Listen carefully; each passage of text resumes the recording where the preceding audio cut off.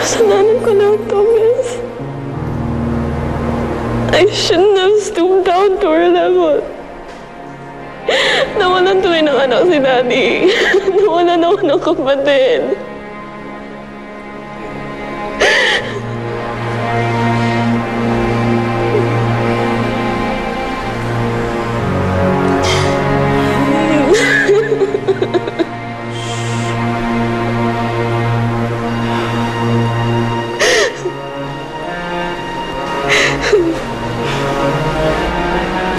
Huwag mo ako yung lahat ng sisi.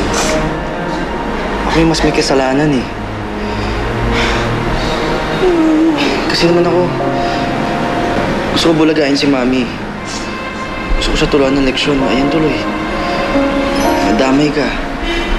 Wala kang kasalanan, Darwin. Sana patawad mo ako.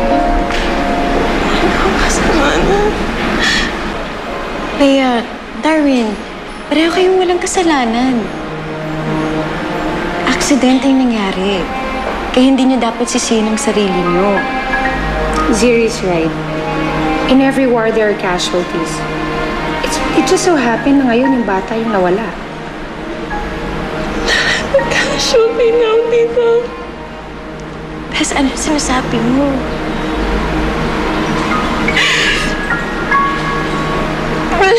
Please, para na rin ako namatay.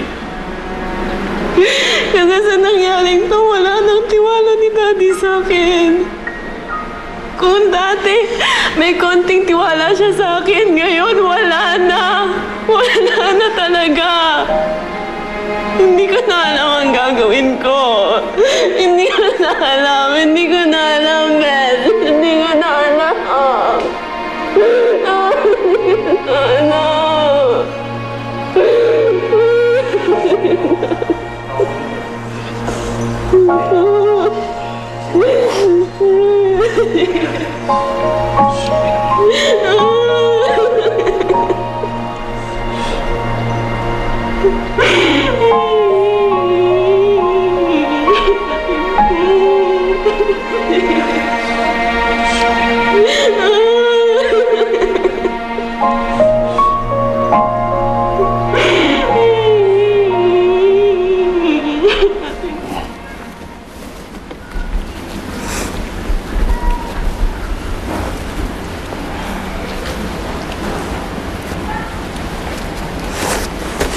Mami, akyat na muna namin yung gamit mo, ha? Sama ko, ate. Tara. Gusto mong dali kita muna sa kwarto o dito ka muna? Dito na lang muna ako. Sure? Sabi ko na lang kaya na sigasuhin ka muna at yan lang pupuntahan. Sandali, okay? Ha? Okay. Okay.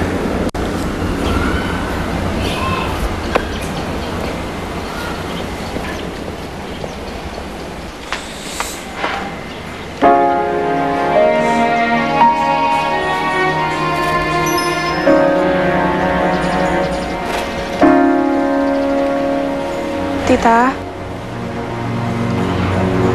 Di ko alam kung saan ako magsisimula. I know we've been through a lot of things. Pero hindi ko naman po ginusto na may masamang mangyari po sa inyo. I just wanna say sorry. Sorry po sa kung ano man po ang nagawa ko. I'm sorry you lost the baby. Iyak ko po ito. Oh, tita, hindi ko po sila. Iyak ko po ito. Iyak ka! Tita! Iyak ka! Iyak ka! Iyak ka! Kahit anong sorry mo sa akin, hindi mo maibabalik ang buhay na anak ko! Hindi kita matatawaran! Ikaw! Tita! Iyak ka! Alam mo! Iyak ka! Iyak ka! Kaya ako matay sa anak ko!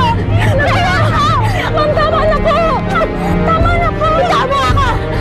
Iyak ka ba kayo? Tama na! Tama na! Diyos ko! Tana! Ano ba kasing nangyari?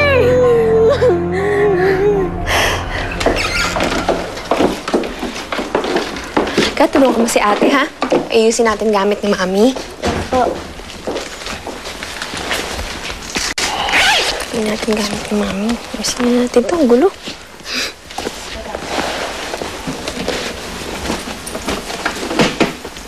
Saan ka pupunta, Daddy? Well, I have to go to a very important meeting na ilang beses na na-cancel because of what happened to your mom.